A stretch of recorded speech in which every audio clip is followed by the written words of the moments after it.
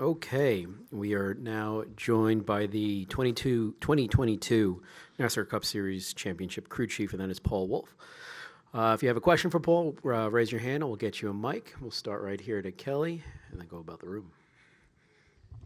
Kelly KraunerRacer.com. Paul, watching you on the pit box, you didn't immediately jump up or really react. It kind of looked like you were sitting there maybe gathering yourself. So, what was going through your head? How did you just feel in that aftermath? Probably a bit of relief, to be honest. Gosh, it's so hard to win these things. And I've told a few people this before the weekend. We knew we were prepared the best we could be. We had the speed when we unloaded, and it was just you get into this race and you just don't want to screw it up. I mean, there's so much work by a lot of people back at the shop and the guys on this team and our teammates, and so much goes into it, and you don't want to have a mistake during that race. And trying to go through all the scenarios with the strategy as the race is playing out, as we've seen that affect how some of these races play out at the end. My engineers do a great job of trying to give me the best information we can. And like I said, when we had the lead there at the end with, I don't know, 30 to go, you're kind of playing those scenarios. Well, what are we going to do if a caution comes out? How many laps to go? Two tires, four tires stay out? It's pretty stressful at the end. And so when we finally got the checker flag there, it was just took a minute. It's a bit of a relief and just a great feeling. So yeah, and I'm obviously not a super emotional guy, as any of you that have followed me over the last 10 years, but it does mean a lot to me. May not show it as much as others, but it's a pretty special day. Joey obviously came in very determined. He's been very on it with his comments about being the favorite, being determined, out for revenge. You spoke yesterday about how he's been on his A game and that it was going to be tough to beat him today. How much easier or how much, you mentioned a sigh of relief, does that make it for you, knowing that you don't have to worry about your driver? He's already locked in. You can just focus on the car and the team. Well, it means a lot, and that's a lot of what I saw out of Joey as teammates when he joined us at Team Penske, was that drive he had and the effort he put in over the years, and you always know what you're going to get with him, and that's 100% focus and doing the best he's capable of. And those are the kind of people you want to work with, and you never doubt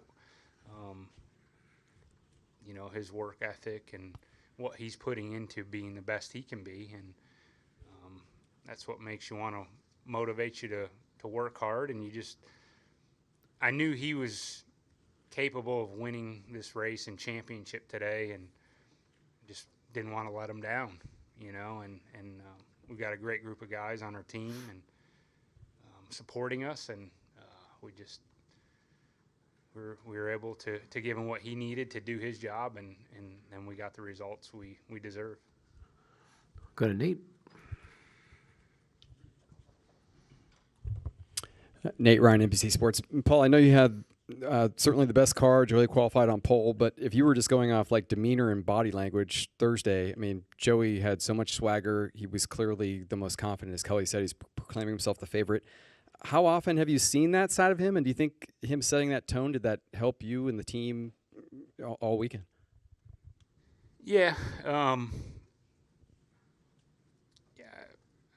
feel like for sure when these playoffs started this season, he was on his A game, and he was focused and determined that we were going to win this championship. And that's the way he would talk as he would come into the shop, and when he was around the guys and the time we would spend together, like there was no doubt in his mind that we were the favorite and we were going to get it done. And I think as a company, there was a lot of challenges starting this season, with this new car and what all that meant. And it was definitely an up and down year and a lot of growing pains, but I feel like we continued to learn and get better every week. And I don't know if that's what gave them the confidence to believe in the team that when we got to the playoffs, we were going to be as good as anyone and capable of giving him the cars he needed to go out there and contend. And guys have done a great job. Like I said, throughout the playoffs, I feel like we had the speed. I feel like the Homestead test was a good turning point for us as we needed to find a little bit I felt like to the Chevrolets for sure and the Toyotas. And I think he was pretty motivated after that test there, and we went on to run really strong and then win Vegas, and that kind of gave him that last bit of confidence, I guess, to know that we were going to be able to come here to Phoenix and get the job done. We'll go to Jordan, then Matt, and then Lee. Jordan Bianchi, The Athletic. This is your second championship. Not many crew chiefs currently have two. When you won your first back in 12, it felt like kind of like a beginning, right? Like you're going to maybe win a bunch. But it's been 10 years. I mean, what's that like? Yeah, a lot's happened in those 10 years for sure. A lot's changed. Different driver. Totally different car. The racing's totally different in my eyes from what it was back then. It was almost like, that happened in my second year in Cup racing. It's almost like I didn't know better, didn't understand how difficult it really was to compete for a championship in this series, the best teams and drivers. So a lot's happened. I don't know that it's still hasn't totally sank in yet what we've been able to do. I just go out there every week and try to do the best and continue to try to build a team with the best people we can. I've said this before. I'm not going to say I'm the smartest guy in the garage, but I like to put a lot of good people around me and make me look good, and we've definitely got that on this team and within our company. And just try to go out there and do the best I can and not make any mistakes. Matt Weaver, Racing America. So you had kind of alluded to it earlier, but Ford has kind of been third on the hierarchy from about the summer on. We kind of started to realize that. How do you go about making those gains? Where are the biggest deficits that you guys had to overcome to be in this position to advance and get here? Yeah, well, I mean, I think it was just it's a steep learning curve this year with this car. It's something totally different than what we've obviously used in the past, and with the whole underbody and the aero side of it, understanding, some of the trade-offs of the mechanical setups versus aero, and a lot of the things we did in the past really don't work with this car. And being open-minded and continuing to have guys come up with different ideas, things to try, and just being smart about every week trying to take something out of it and learn something. And then very limited opportunities, right, to test in practice with a 20-minute practice session and very limited changes. It makes it really hard to try to advance and get better. So when you have those opportunities, you really have to make sure you're prepared to get the most out of them. And that's where I feel like having a great group of guys on this team and within Team Penske, we're able to make the most of that. And it's obviously made the difference for us. We'll go up here to Lee. Oh, I'm sorry. No, and then Matt, to go that point, though, when did the Phoenix preparation start, and how did winning early in that round to allow you to just focus on the car, how did that help you get better for this race? Well, it started right after the win in Vegas. I mean, we all know that's kind of how it works with this system. Not that we wanted to go run well at Homestead and Martinsville. But for me personally, I've always, it takes all focus for me on what's ahead of me that week, right? And making the most of that. Not that we wanted to throw away those races, but I started focusing on Phoenix right after that win that next Monday and making sure we didn't miss anything. How much of an advantage is that? I don't know. I don't know that you can quantify it, but I'd like to feel like I was prepared as I could be coming into this weekend, and with a lot of great support from our teammates and stuff. Coming here this weekend, we were able to unload very, very fast, and then go through a lot of things we wanted to try to find a little bit more. And I'm thankful to everyone within the company there that was supportive of that and had the focus of getting another championship for the team. Go Lee and then Cole. You gave Roger his first Cup championship, and I got to tell you, when he was in here, the fact that he's finally gotten a Cup and IndyCar championship in the same year meant the world to him. What does it mean to be able to deliver that? Like I said earlier, I'm just glad I didn't screw it up. People always say, what's it mean to, like when we go to Indy, we know how important that is to Roger and the team, and being able to win 2 championships. Like, I think it's great. I feel the pressure every week, whether I'm racing at Bristol or Indy or trying to get the second championship for Team Penske. So I know it's very special, and it's exciting to be able to be part of that, of getting both championships this season. But it's hard to say I worked any differently than I would have if we weren't going for the second championship for Team Penske this today.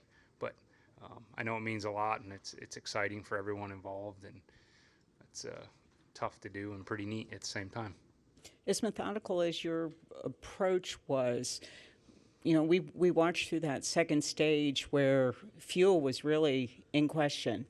And he, Joey, as calm as he's been all weekend, that was kind of like the one moment where he got a little bit on edge. How close were you? And was there anything else behind the scenes that we might not have seen that, gave you pause? No, it's a good observation. I think he was a little on edge, as I was as well. There were some moments I got pretty hard on my engineers, like, we need to know what we got to do here, guys. Like, the guys we were racing for the championships looked like they got into save mode. Track position's big, the clean air's big. The 19 was kind of pressuring us, and we had saved some. That was a tough moment.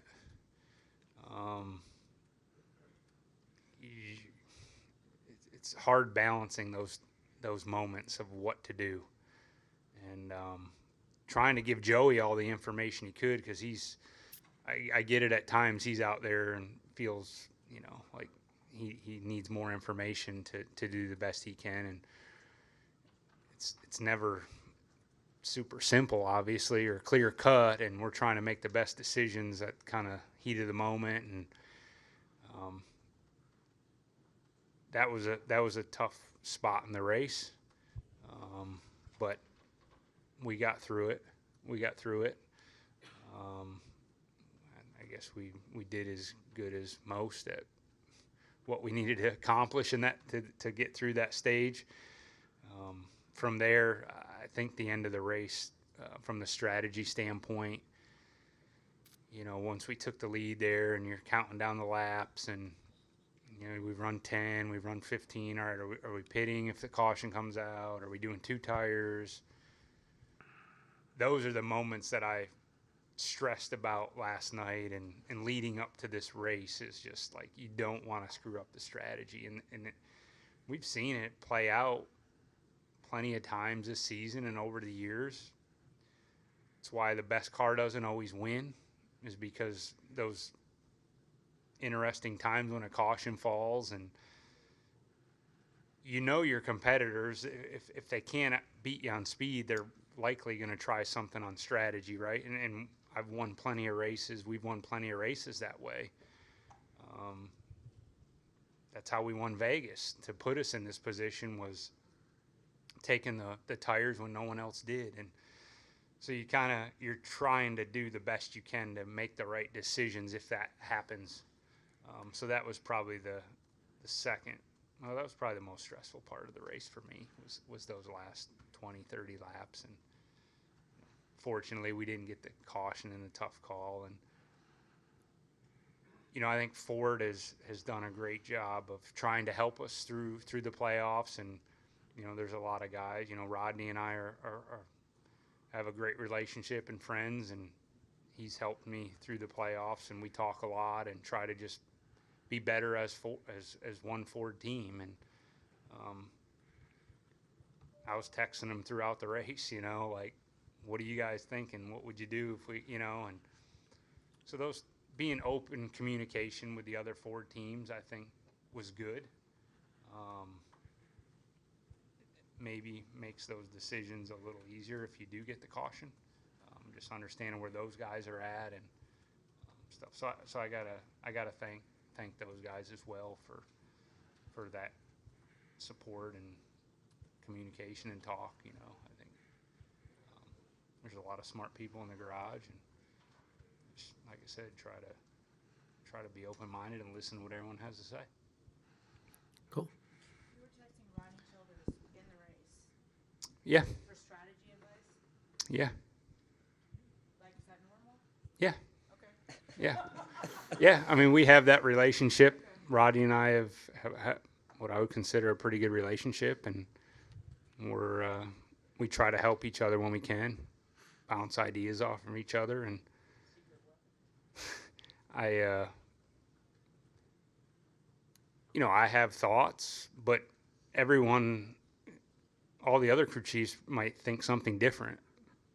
So I always try to, like, all right, what was some other guys thinking about, right? Like, am I thinking the right way? What's going to be the right call? And it's good to have another perspective, and so yeah, there's guys in the garage you can trust, and there's guys you can't. And I think Rodney and I have a great relationship, and I appreciate that. Very cool. Cole Cusimano with the Arizona Republic. Congrats, Paul. You mentioned how crucial track position and clean air is at Phoenix specifically. I'm curious what went into this decision to kind of like hold off on pitting. I think it was inside of 60 to go during those green flag stops. Just knowing how crucial track position is when Christopher, I believe, pit beforehand. Yeah. So those scenarios, we try to build the gap as much as we can leading up to those green flag cycles that you're going to get. Short pitting or being the first guy to pit road, the downside of that is if a caution comes out, right, then you're trapped. So when you're kind of the lead guy, you always want to try to build that gap and stay out as long as you can. We weren't trying to jump anyone. We just needed to kind of maintain those guys. When you're running where they were, it was like, okay, here's our opportunity to try to short pit them a little bit, gain some track position, maybe jump them. So we just kind of monitor. Our plan is, you kind of run as long as we can until they peel off, and then you manage how many seconds did we have over those guys when the cycle started, and that kind of tells us, okay, we got 2-3 laps from when they pit. If the pit stops go clean, and that's kind of what we monitored. So once those guys started peeling off, we knew within the next lap or two we needed to come down so they didn't jump us. As we've said all along, you knew the championship Ford drivers, maybe they didn't have as much speed as us in practice, in qualifying, but when it comes down to it, they find a way to rise to another level. Ross was there at the end, and the 20 was as well. Obviously, the 9 had his issues, so you couldn't count them out. You had to kind of see where they were at, and we just kind of played off of when they pitted to when we were going to come in. Greg. Hey, Greg Engel, Forbes. Pit stops were a difference today, right? Some guys had slow pit stops, and like Bell and stuff. So you go party, go have fun, way to go, guys, rings, here you go. But to maintain that edge going into next year, I mean, obviously you have to keep the training and stuff. How hard is it going to be to keep that edge for that pit crew to maintain the level of where they're at now? Well, it's tough. I mean, it's no different than us working on the cars. We've put as much emphasis on pit road and the pit crew as we do in the car because we see how important that is. And there's already things that we've talked about that we know we need to change up or look at to be better next year. So, yeah, will continue to evolve as the car will. You know, we saw issues on pit road today. I mean, we had a hiccup as well. That's kind of how we lost the lead there, and was just it doesn't take much. Fortunately, the guys were pretty solid the rest of the day though, and we were able to get that back. But yeah, that's something that will continue to evolve. I mean, for these tire changers in all positions, really, it's just so much different than what they've done in the past, and we've got to continue to focus on that. As it's a big part. Go over here. Cooper Burns, BlazeRadioOnline.com. How important was winning the pole position in this race? Not because it's just a championship race, but also it gave you that number one pit box, which turned out to be a big factor in winning the championship today. Yeah, I think it's a big part. I think it's, the pit stall's obviously really good. It's worth a car length or so on equal stops. I think just the confidence, and it gives the driver, knowing that we had the fastest car, and then the like I said, being able to kind of set the pace, lead the field. I think it's hard to beat that, and as good as our car was, if we had the lead, there wasn't anybody that was really going to be able to pass us. With that being said, you kind of tune your car around being the leader and having the clean air for a majority of the run till you get to lap cars. When we did lose the lead, it kind of changed the balance of our car. So it's always a fine line of how you adjust on your car throughout the race depending on where you're running. So that was probably a little bit of a challenge for us when we did lose the lead there. I think we were running fourth or fifth there at one point. And the balance of the car changed a good bit, and he was complaining about being tight in traffic. As we got back to the lead, then obviously that helped fix it. So it's like, how much do you work on it for running fifth versus leading? Any final questions for Paul? We'll wrap up here with Lee. You're the engineer, so when you look at the three champions, all of them, executed flawlessly, won the pole, won the race. I mean, it just seemed to kind of follow suit. Is there something to this track that just kind of dictates that, or is it just the way things happen this year? Yeah, I don't know. It's a good question. I'm not really sure I could say that there's one thing to me that stands out that way. Yeah, I mean, just fast cars, good drivers, and yeah, I don't know. I can't say I can answer that one. Okay. Well, congratulations, Paul, and enjoy the off season and the celebration. All right, thank you guys. I appreciate it.